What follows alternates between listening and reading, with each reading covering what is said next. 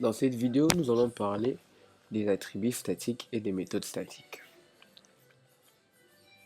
Sans plus tarder, je vais tout effacer et je vais créer une classe que je ne sais pas comment je vais appeler. Je réfléchis. Bon, je vais juste appeler ça personnage. Manque d'inspiration, je ne sais pas comment je vais appeler ça. Et nous allons parler des méthodes statiques. C'est quoi une méthode statique? Une méthode statique, c'est juste une méthode qui appartient à la classe. Au début, on créait les méthodes, on utilisait cette syntaxe, et puis le nom de la méthode qui est par exemple parler, et ici on faisait quelque chose qui est écho, et j'écris par exemple parler. Cette méthode, c'est une méthode qui appartient à l'objet. Donc pour utiliser la méthode parler, il faut déjà instancier l'objet, personnage, ensuite faire P, utiliser l'objet pour appeler la méthode parler.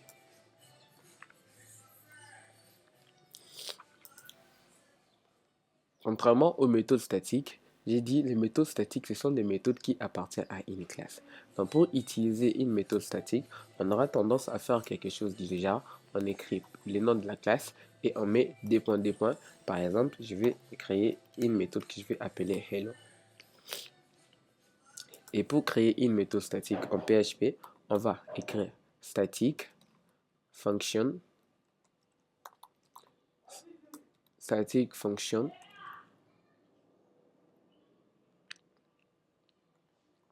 parler et pardon hello.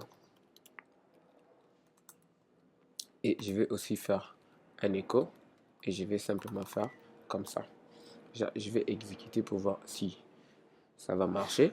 Boum, ça marche. On a bien la méthode parler et la méthode GGG. Donc ici je vais juste mettre des anti-slash histoire de voir ce qu'on est en train de faire. J'exécute les codes et on a bien parlé et GGG comme ça. Donc vous avez vu la méthode. Vous avez vu la différence entre une méthode statique et une méthode normale. Avec une méthode statique, on n'a pas besoin de créer l'instance de cet objet. On va faire directement des points, hello. Mais avec la méthode normale, on doit instancier l'objet et on doit instancier la classe et ensuite utiliser l'objet pour utiliser cette méthode. Maintenant, on va parler du 10.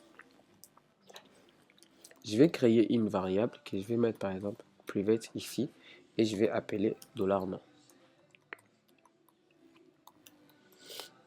Et déjà, si on a des attributs, ça veut dire qu'on doit créer un constructeur et je vais appeler fonction underscore construct comme ça. Et ici, je vais construire mon objet. Je vais mettre nom. Et puis ici, je vais mettre $10 nom égale $nom comme ça. Ici, dans la méthode parler, je vais écrire parler. Et ici, je vais faire point 10 et je vais utiliser mon nom. Et on n'oublie pas à la fin de faire anti/n pour aller à la ligne. Maintenant, avec la méthode statique, on ne peut pas utiliser 10 parce que 10 fait référence à l'objet. Et ici, dans notre cas, l'objet c'est P. Avec la méthode statique, on n'a pas d'objet, on utilise directement la classe. Donc, je ne peux pas utiliser 10 comme je viens de faire ici. Ou quelque chose que je vais faire aussi, dans le constructeur, on n'est pas aussi obligé, j'avais oublié de vous dire, on n'est pas obligé d'y passer toujours des éléments. Ici, je peux enlever et je vais dire que le constructeur a cette valeur par défaut. Maintenant, je vais exécuter les codes. Et vous allez voir, lorsque j'appelle la méthode parler, on a bien Genius. Déjà, on sait déjà que ça ne va pas marcher, mais on va le faire juste quand même pour voir pourquoi ça ne marche pas. Et ici, je vais juste appeler la méthode hello. J'exécute les codes et ici, on a bien l'erreur on catch error. Using this when not is object context. Donc c'est un peu ce que je vous avais dit, on ne peut pas utiliser 10 car 10 fait référence à un objet. Maintenant, la question qu'on se pose, comment accéder au nom avec une méthode statique? On ne peut pas accéder directement ici. Pour accéder au nom, il faut venir ici et définir aussi les noms comme statiques. Comme ça, ce qu'on va faire, on va lui donner la valeur par défaut. Ça sera par exemple Genius et on n'aura même plus besoin du constructeur et je vais commenter aussi ces deux lignes. Maintenant ici, ça aussi je vais commenter pour éviter des erreurs. Pour accéder à nom, vu que c'est statique, je ne vais pas faire $10 non, car 10 fait référence à la classe, à l'objet. Je vais faire self, deux points, et j'écris par exemple non. Et je crois qu'il faut mettre $1 devant. Mais on va d'abord tester comme ça. Et ici, je vais venir exécuter les codes. Ça ne marche pas. Je crois qu'il faut mettre $1 devant. Sinon, ça ne va pas marcher. Dollar non. Et ici, je viens dans les codes. J'exécute. Il m'affiche bien Genius. Pareil, ici, je peux aussi accéder à la méthode à l'attribut statique. Je mets public. Et ici, je vais aussi faire personnage,